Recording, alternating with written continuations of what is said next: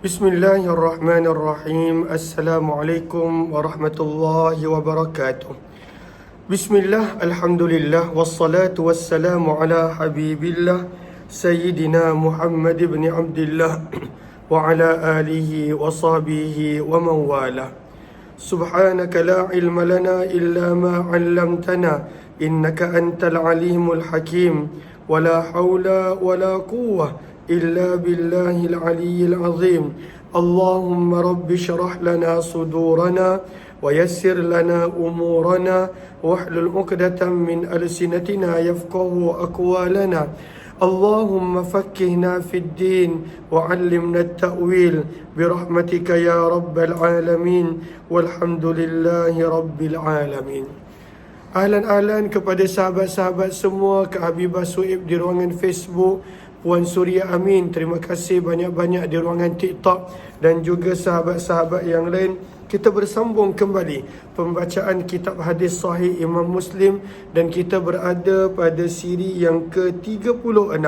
Mudah-mudahan adanya manfaat dan kebaikan, adanya ibrah dan pengajaran, adanya keberkatan yang kita perolehi. Amin ya rabbal alamin. Ahlan kepada Cik Ani, Adeline Maira, dan juga kepada semua sahabat-sahabat yang lain. Kita telah tiba pada riwayat yang ke-371, yang mana hadis ini berkenaan tentang tajuk bagaimana Allah mengangkat amanah dan iman daripada hati-hati manusia, dan bagaimana datangnya fitnah dan ujian dalam sebagai salah satu bentuk ujian daripada Allah Subhanahu wa taala kepada keimanan manusia. Riwayat yang ke-371 baca.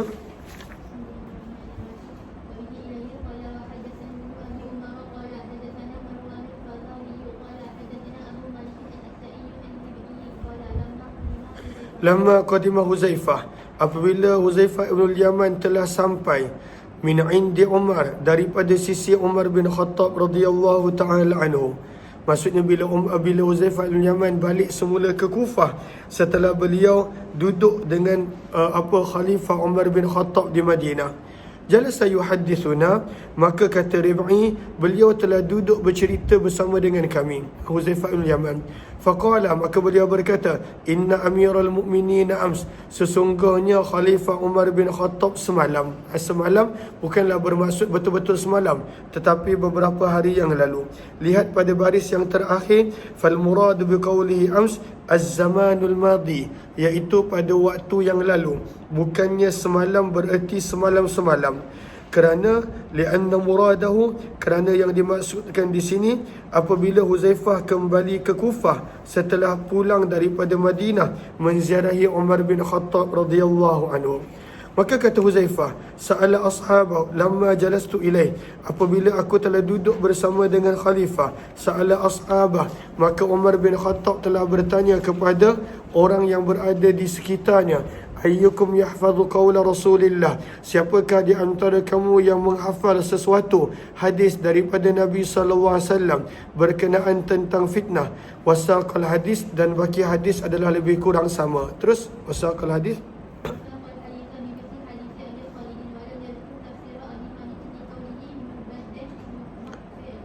Mujakhian 372.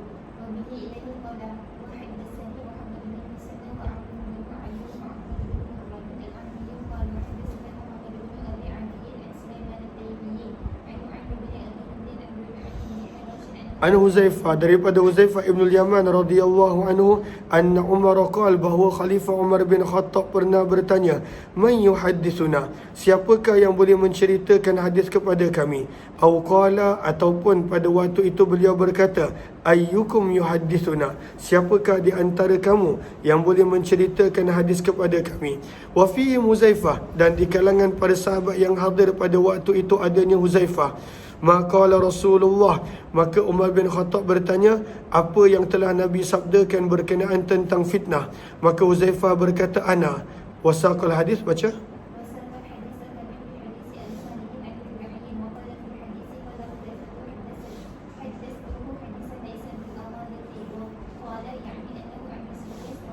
bab yang ke-63 berkenaan tentang hadis-hadis yang dikumpulkan annal islama bada'a ghariba. Islam bermula sebagai satu amalan, satu kepercayaan, satu ajaran yang asing. Wa sayaudu ghariba, dan kelak akan tiba Islam akan kembali menjadi asing. Wa annahu ya'rizu bainal masjidain, dan sesungguhnya Islam akan kembali ke tempatnya di antara dua masjid, iaitu di antara masjid di Madinah dan juga di Mekah. 373 terus.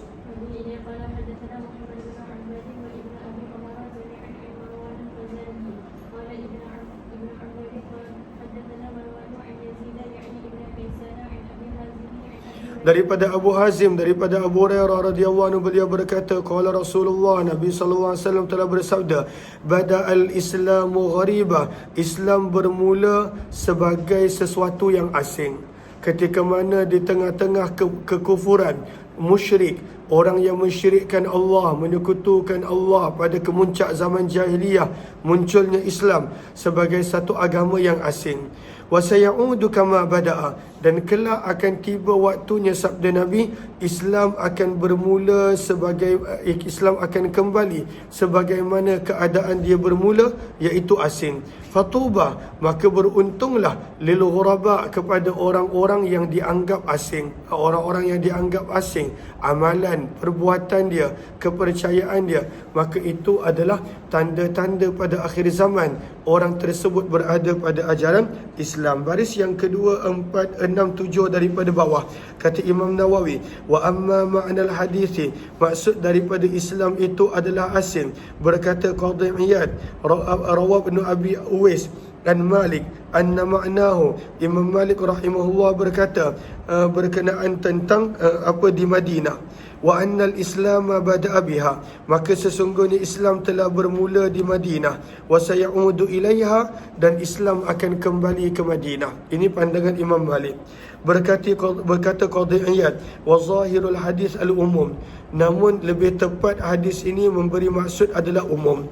Wa annal Islam, bahawa sesungguhnya Islam bada'a telah bermula fi ahadim minan nas, pada hanya beberapa orang yang mahu menerimanya. Nabi SAW, Abu Bakar, Khadijah, Ali, dan juga hanya beberapa orang yang pada waktu itu menerima Islam pada awalnya. Wakilah, dan sangat sedikit jumlahnya. Summan tashara, kemudian Islam telah tersebar. Wa zahara, dan menjadi tinggi, berada di tempat yang tinggi. Summa sayalhaquhu an-naqs, akan tiba waktu akan berlakunya kekurangan. Wal ikhtilal, hatta la yabqa, sehingga tidak berbaki orang yang benar-benar berpegang kepada ajaran Islam, kecuali hanya kelompok yang sedikit sahaja. Kama bada'a, sebagaimana waktu bermulanya Islam. Maka itulah maksud Nabi, kata Qadhi Iyad, Islam bermula asing dan akan kembali asing sebagaimana waktu ia bermula. 374 terus.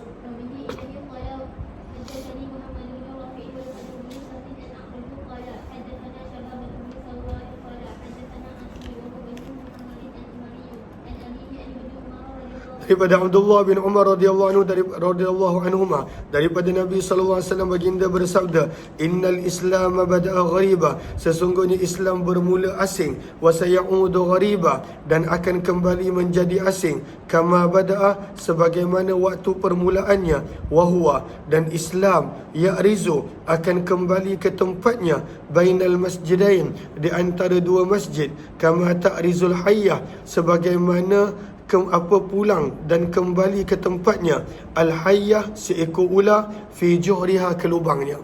Maka kenapa Nabi SAW memberi maksud perumpamaan ular yang kembali ke lubangnya? Kerana kata para ulama, ular walaupun pada waktu itu di sekitar lubang sarang dia ada ratusan lubang yang lain, ada ratusan, tetapi bila dia keluar, dia akan tetap kembali kepada sarangnya tanpa silap. Dia boleh kenal sarang dia. Allah berikan pada waktu itu kelebihan, dia tahu di mana sarang dia, walaupun pada waktu itu ada banyak tempat yang lain. Terus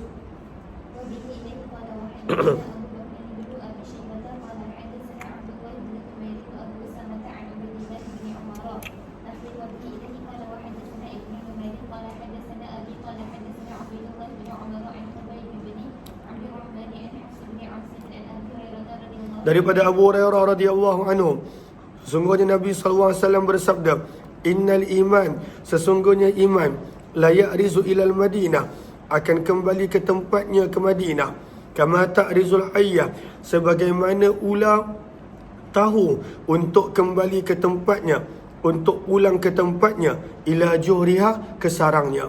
Bab yang ke-64 berkenaan tentang zahabil iman akhir zaman. Pada akhir zaman, ketika mana nak dekat waktu penghancuran dunia, kiamat, maka iman akan hilang. Terus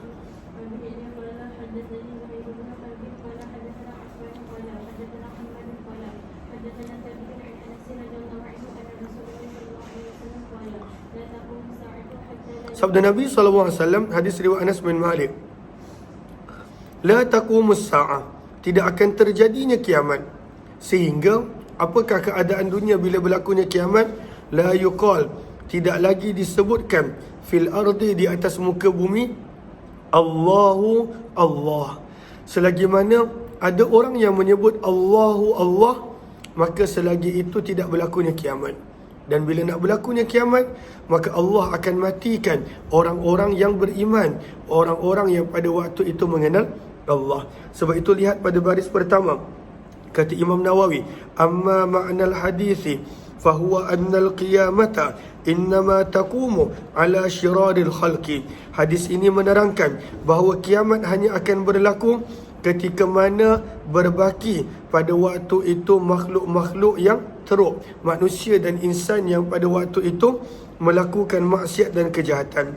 Kama ja'a, sebagaimana telah disebutkan dalam hadis yang lain, wa ta'tir rih, dan akan datangnya angin, min qibalil Yaman, daripada arah Yaman.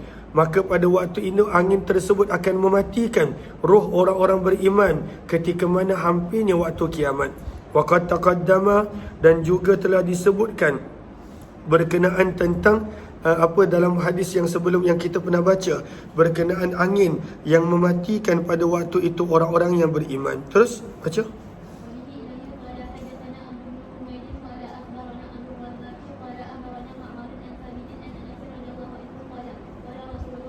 Sabda Nabi SAW daripada hadis Anas bin Malik juga, la taqumus sa'atu ala ahadin yaqulu Allahu Allah. Tidak akan berlakunya kiamat selagi mana ada seorang, walaupun seorang, yang menyebutkan Allahu Allah. Apabila dah tidak ada manusia yang mengenal Allah, beriman kepada Allah, menyebut nama Allah, maka akan datang, barulah pada waktu itu akan datangnya kiamat. Terima kasih banyak-banyak Umi Abi, jazakumullahu khairan. Terus baca. Pada hadis ini nak menerangkan jawaz, harus dan boleh al-istisrar, menyembunyikan keimanan. Pada waktu itu rahsiakan keimanan. Lil khaif, bagi seseorang yang pada waktu itu risau dan takut apabila dia menzahirkan keimanan, maka pada waktu itu akan datang musibah, bencana kepadanya. Riwayat 378 terus.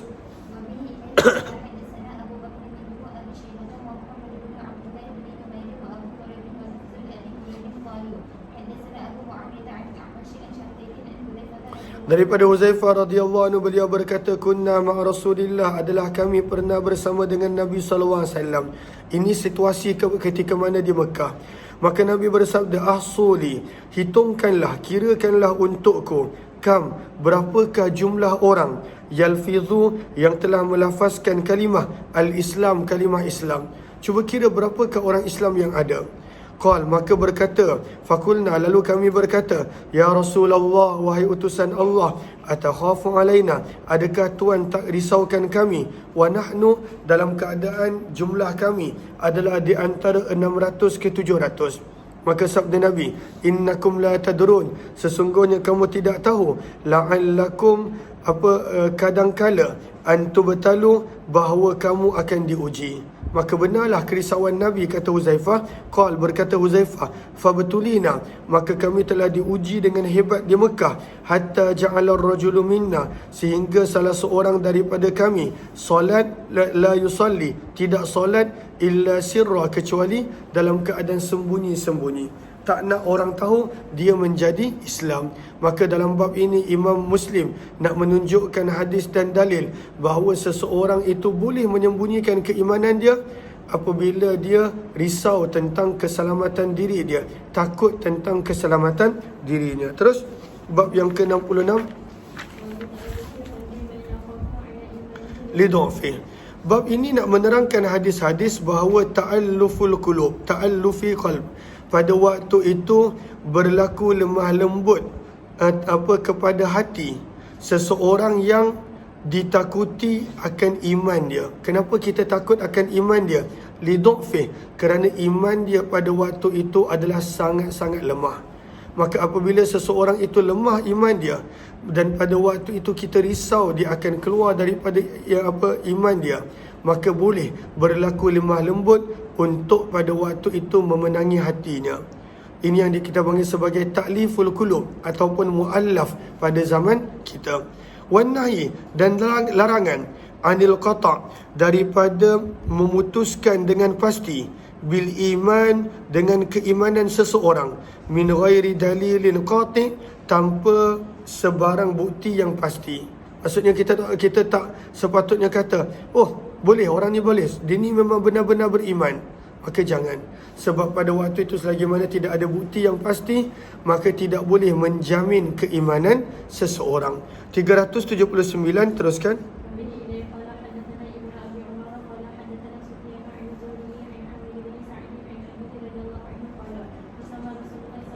Maka Nabi SAW sedang membahagi-bahagikan satu pembahagian harta. Sama ada harta rampasan perang ataupun harta yang diterima daripada pembayaran jizyah ataupun zakat daripada luar. Maka Nabi sedang membahagi-bahagikan pembahagian harta. Maka berkata Sa'ad radhiyallahu ta'ala, aku berkata, ya Rasulullah, wahai utusan Allah. Wahai utusan Allah. Sa'ad di sini maksudnya adalah Sa'ad bin Abi Waqqas. Ati fulana, wahai Rasulullah, tolonglah bahagi kepada fulan bin fulan.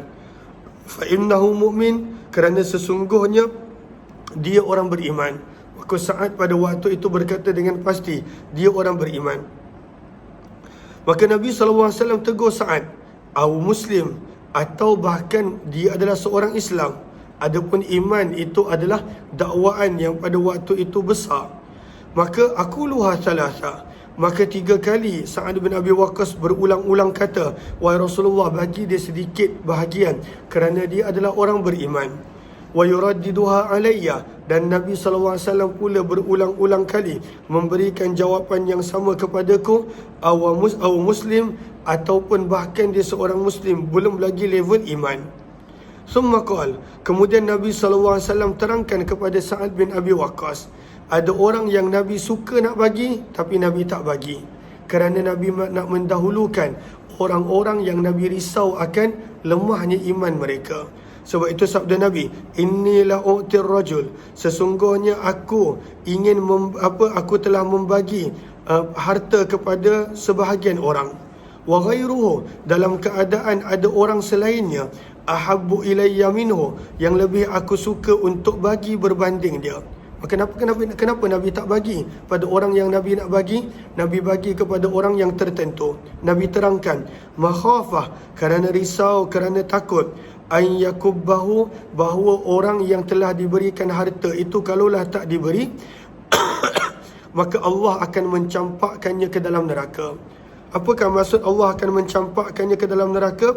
Baris yang ketiga, maka ay ata'allafa qalbah, aku berlaku lemah lembut untuk memenangi hatinya, bil i'ta', dengan pemberian, makhafata min kufrih, risau dan takut dia akan menjadi kufur semula apabila tidak diberikan apa-apa. Ini di awalnya. Apabila Islam dah mula masuk pada hati seseorang itu, maka Nabi SAW dah tak bagi dah.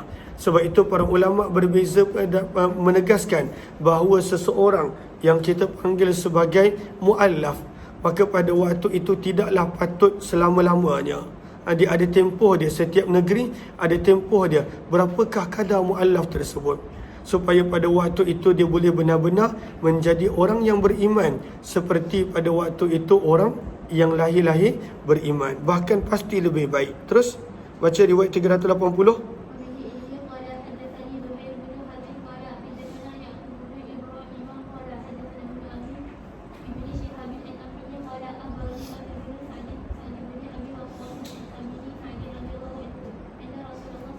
Maka Nabi SAW telah memberi harta kepada sekelompok manusia sahabat.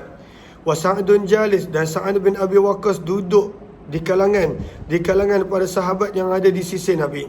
Qala Sa'dun, berkata Sa'ad, fataraka Rasulullah, maka Nabi telah meninggalkan tanpa memberi pada waktu itu daripada kalangan mereka malam yu'tihi, beberapa orang yang Nabi tidak bagi, wa huwa a'jabuhum, dalam keadaan orang itu aku rasakan lebih layak ilayya, menurut pandanganku. Kata Sa'ad, ada beberapa orang yang bagi dia lebih layak terima, tapi Nabi tak bagi apa-apa. Maka aku pun berkata, ya Rasulullah, wahai utusan Allah, malaka an fulan, kenapa Tuan tak bagi fulan? Fa wallahi, maka demi Allah, sesungguhnya aku melihatnya sebagai orang beriman. Maka Nabi tegur, sebab Sa'ad bin Abi Waqqas bersumpah bahawa orang itu adalah orang beriman. Maka Nabi bersabda, au muslimah, atau bahkan dia hanya seorang Islam. Qal, maka pada waktu itu kata Sa'ad, fasakattu, aku telah diam seketika. Summa ghalabani, kemudian telah mengalahkan aku, ma'a'lamu minhu, keadaan yang aku tahu tentang orang tersebut, yang aku rasa aku pasti dia orang yang layak terima, dia orang yang beriman. Maka sekali lagi aku ulang, ya Rasulullah, wahai utusan Allah, kenapa Tuan tak bagi fulan? Maka demi Allah, inni la arahu mu'mina, aku mendapatinya seorang yang beriman. Maka Nabi SAW tegur lagi buat kali yang kedua, au muslimah, ataupun bahkan dia seorang Islam. Qal, berkata Sa'ad, fasakattu qalila, aku diam kali ketiga, kemudian aku diam kali kedua, summa ghalabani, kemudian telah mengalahkanku, ma'alimtu, keadaan apa yang aku tahu tentang orang tersebut. Maka aku berkata kali ketiga, wahai utusan Allah, malaka an fulan, kenapa Tuan tak bagi orang tersebut bahagian harta? Fa wallahi, demi Allah, sesungguhnya aku melihat dia sebagai orang beriman. Maka Nabi SAW tegur kali ketiga, au muslimah, ataupun pada waktu itu dia adalah orang Islam. Kemudian baru Nabi tegur. Nabi bukan bagi kerana Nabi suka seseorang, tetapi Nabi bagi terutamanya kepada orang yang Nabi risau kerana lemahnya iman, dia akan murtad dan keluar balik daripada Islam. Maka sebab itu Nabi bagi mereka. Maka Nabi SAW bersabda, inni la'utir rajul, sesungguhnya aku memberi kepada seseorang akan harta dan pembahagian, wa ghairuhu, dalam keadaan sebenarnya ada orang lain, ahabbu ilayya minhu, yang lebih aku cintai dan sayang daripada orang yang aku telah bagi ini. Khasyah, lalu kenapa Nabi bagi kepada orang ini, bukan kepada orang yang Nabi suka dan cinta? Khasyah, kerana takut dan risau, an yakubba finnari, Allah akan mencampakkan mereka dalam neraka pada wajah mereka. Maksudnya dia akan diseret dalam keadaan wajah di bawah, Allah campakkan ke dalam neraka. Apakah maksud tersebut?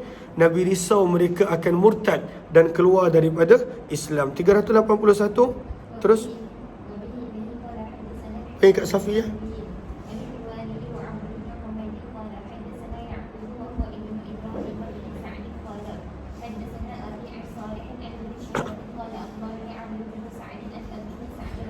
Maka masih lagi daripada riwayat Sa'ad bin Abi Waqqas radhiyallahu anhu, sesungguhnya beliau berkata, a'ta Rasulullah, Nabi SAW telah memberi harta rahtan kepada sekelompok manusia, wa ana jalisun fihim, dalam keadaan aku sedang duduk juga bersama mereka.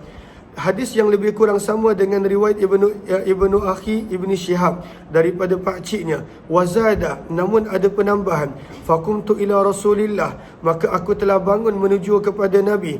Fasarartuhu, lalu aku telah berbisik kepada baginda. Lalu aku berkata, wahai utusan Allah, kenapa Tuan tidak bagi harta kepada Fulan bin Fulan, yang menurut Sa'ad bin Abi Waqqas orang itu adalah lebih layak untuk menerima hadiah tersebut, pembahagian tersebut. Terus bab yang ke 382 terus.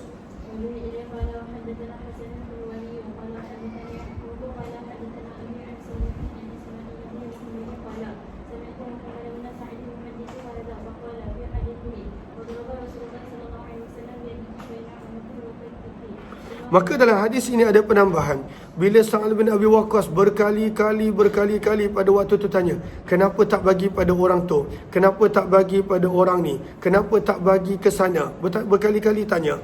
Maka dalam riwayat ini ada penambahan, fadaraba Rasulullah, maka Nabi telah menepuk dengan tangan baginda yang mulia, baina unuki wa katifi, di antara tengkuk dan pada waktu itu bahuku. Maka Nabi bersabda, akitalan, adakah sampai kamu sanggup berperang? Assalamualaikum semua. Tak boleh, bagi salam dulu. Bagi salam semua. Assalamualaikum. Hai dulu semua. Bagi salam dulu. Hai dulu, hai. Assalamualaikum. Assalamualaikum. Assalamualaikum dulu. Sebut Allah. Allah. Okay, pergi main kakak. Pergi main kakak. Maka Nabi bersabda, akitalan, adakah kamu sanggup sampai berperang? Lalu kamu berulang kali menekankan perlu bagi kepada fulan, perlu bagi kepada fulan. Maka lihat kepada Allahumma salli ala sayyidina Muhammad pada baris yang pertama daripada hasyiah, bukan syarah Nawawi, hasyiah. Ay mudafa'atan wa mu'aradatan wa taqdir atuqatilu muqatalah, adakah kamu sanggup untuk berperang, untuk mempertahankan pendapat kamu? Fa inna taqrira ila hadzal had, kerana berulang kali sampai ke tahap ini kamu menekankan pandangan kamu, la yakunu illa hunaka, tidaklah menunjukkan kecuali kamu sanggup berperang. Maka Nabi SAW terangkan, inni la'utir rajul, sesungguhnya aku memberi kepada seseorang sesuatu dalam keadaan ada orang lain yang aku lebih rasa layak untuk diberi, kerana aku risaukan keimanan seseorang tersebut. Maka sebab itu Nabi SAW bagi kepada sebahagian orang, walaupun seperti Sa'ad kata, ada orang lain yang pada waktu itu dia rasa lebih layak. Terus riwayat yang ke-67 berkenaan tentang hadis-hadis ziyadati tuma'ninatil qalb, akan bertambahnya ketenangan hati, bitazahuril adillah, apabila adanya dalil-dalil yang menguatkan keimanan. Bila adanya dalil-dalil yang menguatkan keimanan, maka pada waktu itu hati akan bertambah tenang, akan bertambah percaya kepada Allah. 383 terus. Maka dibawakan kisah Nabi Allah Ibrahim. Bukanlah Nabi Allah Ibrahim tak percaya kepada hari kebangkitan, tetapi dia kata, ya Allah, supaya dapat menenangkan hatiku. Terus 383.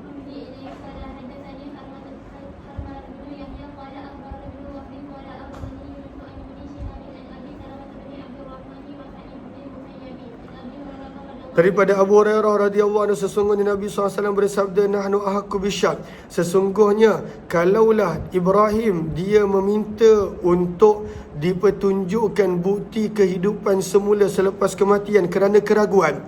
Sebenarnya Nabi Ibrahim tak ragu pun, tapi kalaulah ada orang berkata, oh Nabi Ibrahim ragu, maka sabda Nabi, nahnu ahaqqu bisyak, maka kalaulah begitu kami yang lebih layak untuk mendapat keraguan min Ibrahim berbanding Ibrahim. Bererti kalaulah Nabi tidak ada keraguan, maka sebenarnya Nabi Ibrahim pun tidak ada keraguan. Ketika mana Nabi Ibrahim bertanya, Rabbi arini, wahai Tuhanku, tunjukkanlah kepadaku, kaifa tuhyil mauta, bagaimana dikau menghidupkan semula orang yang mati. Maka Allah bertanya, awalam tu'min, adakah kamu tidak percaya? Maka Nabi Ibrahim menjawab, bala, bahkan aku percaya, walakin liyatma'inna qalbi, akan tetapi supaya boleh menenangkan hatiku. Maka lihat kepada syarah pada baris yang ketiga. Maka ahsanuha wa asahhuha, maka pendapat yang paling baik dan paling sahih adalah apa yang telah dikatakan oleh Imam Abu Ibrahim Al-Muzani, sahibus Syafi'i, yang merupakan anak murid rapat Imam Syafi'i. Maksudnya adalah anna syakka mustahilun, bahawa mustahil Nabi Ibrahim ada keraguan tentang hari kebangkitan. Fa inna syakka, kerana sesungguhnya keraguan pada menghidupkan kembali orang yang mati, law kana mutatarrifan, kalaulah ada pada para nabi, Maka sabda Nabi, lakuntu ana ahaqqu bih, maka aku adalah orang yang lebih layak untuk ada keraguan tersebut. Wa qad alimtum, dan seperti mana yang kamu tahu, anni lam asyuk, Nabi SAW tidak pernah ada keraguan tentang kematian, tentang kehidupan, kebangkitan selepas kematian. Fa'lamu, maka ketahuilah, Nabi Ibrahim pun pada waktu itu tidak ada sebarang keraguan. Maka terus Nabi yang kedua, wa yarhamullahu Luta, dan semoga Allah merahmati akan Nabi Lut. Laqad kana ya'wi, demi sesungguhnya beliau perlu untuk berada ataupun memohon perlindungan ila ruknin syadid, kepada zat yang maha kuat. Siapakah zat yang maha kuat? Allah. Apakah maksud daripada ya'wi ila ruknin syadid? Maka boleh lihat kepada baris yang pertama muka surat sebelah. Maka kisahnya apakah dia? Baris yang kedua, wa ma'nal hadisi wallahu a'lam. Maksud daripada ungkapan Nabi ini dan Allah lebih mengetahui. Anna Lutan, apabila Nabi Lut dia telah risaukan tetamu-tetamunya, maka telah datang beberapa malaikat berbentuk manusia yang paling cantik, dan pada waktu itu datang ke rumah Nabi Lut. Maka isteri Nabi Lut telah maklumkan kepada orang-orang Sadum bahawa ada lelaki handsome dan cantik di tempatnya. Maka pada waktu itu orang-orang Sadum yang memang terkenal dengan sikap sonsang yang menyukai kaum sejenis, maka mereka telah mengepung rumah Nabi Lut alaihi salatu wassalam. Walam yakun lahu ashirah, dan Nabi Lut tidak mempunyai keluarga besar yang pada waktu itu boleh mempertahankan tetamunya daripada penzalim-penzalim tersebut. Daqa zar'uh, maka telah tersempitlah situasinya. Washtadda huznuh, dan pada waktu itu telah mendalamlah kesedihannya kerana tak dapat membantu tetamunya. Faghalaba dhalika alaih, maka pada waktu itu dia telah merasa dirinya tak mampu. Maka pada waktu itu dia berkata, lau anna li quwwah, kalaulah aku mempunyai kekuatan untuk menolak mereka daripada menyakiti tetamuku dengan diriku sendiri. Au awi ila ashirah, ataupun aku mempunyai keluarga yang boleh mempertahankan tetamuku, nescaya aku akan lakukan. Dan kemudian pada waktu itu Allah Subhanahu wa taala pada waktu itu menyebut Nabi Lut akhirnya pada waktu itu berlindung kepada Allah Subhanahu wa taala. Terus riwayat yang hadis yang sama, baca sambung. Pada bahagian ketiga ini Nabi SAW memuji kesabaran Nabi Yusuf, yang walaupun dah berada lama dalam penjara, namun Nabi Yusuf tidak mahu untuk keluar daripada penjara apabila ada peluang, selagi mana namanya tak dibersihkan. Maka pada waktu itu bila dia dapat peluang untuk keluar, dia kata tidak, tolong selesaikan apakah yang berlaku di antara wanita-wanita yang telah memotong jarinya, supaya dapat dibersihkan namanya. Maka Nabi bersabda, walau labistu, kalaulah aku telah tinggal di dalam penjara, tula lubsi Yusuf, kadar lama seperti mana Nabi Yusuf tinggal, la ajabtu da'i, pasti aku akan menyahut panggilan kali pertama utusan raja yang nak membawa keluar daripada penjara.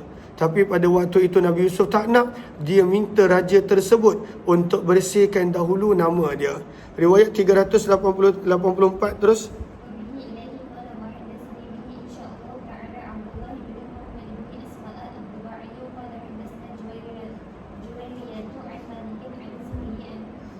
Terus baca sampai habis.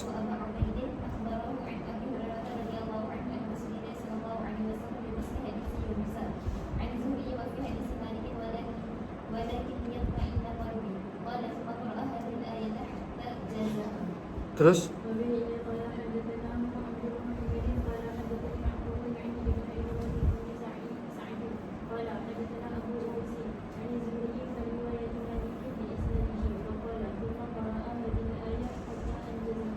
sehingga habis, sehingga melewatinya.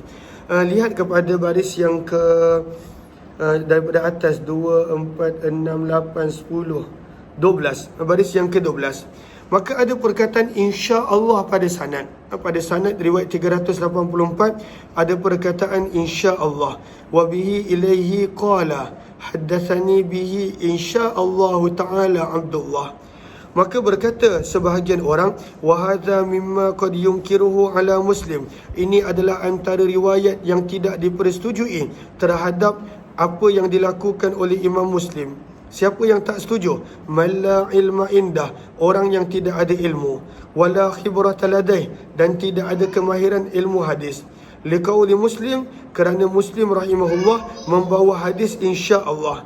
Fayaqul, maka dia berkata, kaifa yahtaju bi syai'in, bagaimana nak menjadikan sesuatu hadis sebagai dalil hujjah apabila ada keraguan pada hadis tersebut. Wa hadza khiyalun batil, kata Imam Nawawi, ini adalah sangkaan batil daripada orang yang mengatakannya. Fa inna Muslim, kerana Imam Muslim tidak menjadikan sanad ini sebagai hujjah, kerana wa innama zakarahu, tetapi dibawakan hadis ini di hujung mutaba'ah sebagai salah satu bentuk mutaba'ah dan istishhad. Wa qad qaddamna, dan kami telah bawakan di awal kitab bahawa dalam mutaba'ah dan syawahid boleh membawa riwayat-riwayat yang lemah, sebab ianya bukan digunakan sebagai hujjah, sebagai dalil. Bab yang ke-68, wujubil iman, wajib beriman dengan kerasulan Nabi SAW, bahawa kerasulan Nabi diutuskan kepada manusia keseluruhan dia, wa naskhil milal, dan terbatalnya agama-agama yang lain dengan datangnya agama Islam. Dengan datangnya agama, tak apa, suruh diturun sendiri. Bawa macam nak tarik, bawa macam nak tarik tangan dia.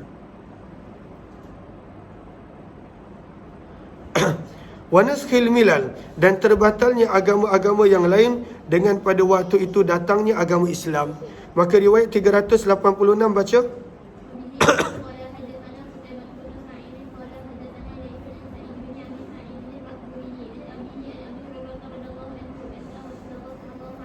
Daripada Abu Hurairah radhiyallahu anhu, sesungguhnya Nabi SAW bersabda, ma minal anbiya'i, tidak ada daripada kalangan para nabi yang terdahulu, min nabiyin, seorang nabi pun, illa qad utiya, kecuali telah diberikan kepada nabi tersebut, minal ayati, daripada mukjizat, ma mithluhu, seperti mana nabi sebelumnya.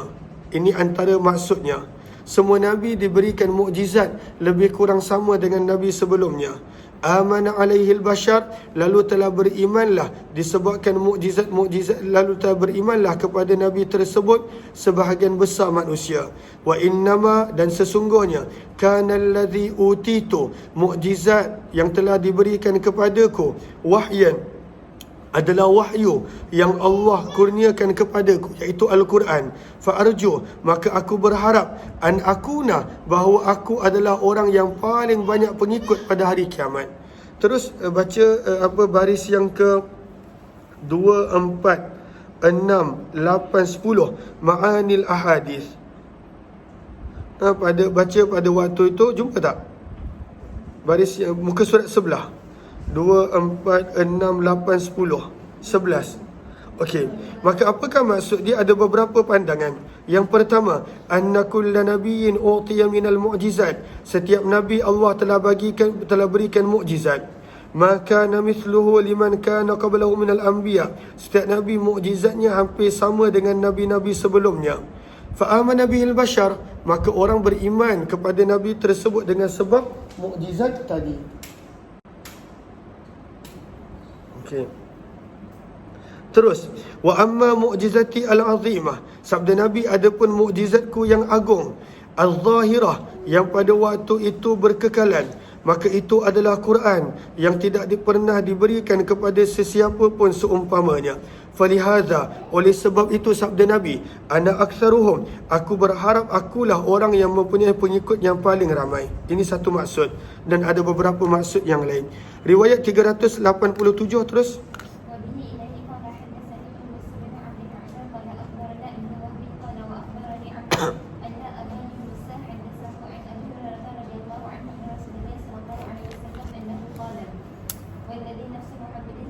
Sabda Nabi SAW, demi zat yang nyawaku berada di dalam genggamannya, la yasma'u bi ahadun, tidaklah seorang pun daripada kalangan umat ini, sama ada Yahudi dan tidak pula Nasrani, yang mendengar tentangku, mendengar tentang kerasulan Nabi, summa yamutu, kemudian dia meninggal dunia dalam keadaan tak beriman kepada apa yang aku telah diutuskan dengannya, iaitu dengan agama Nabi, agama yang dibawa oleh Nabi, kecuali orang itu daripada kalangan penghuni neraka. Maka perlunya beriman terhadap kerasulan Nabi sallallahu alaihi wasallam. Riwayat 388 kita akan sambung balik jam 11 insya-Allah. Terima kasih semua, jumpa lagi insya-Allah.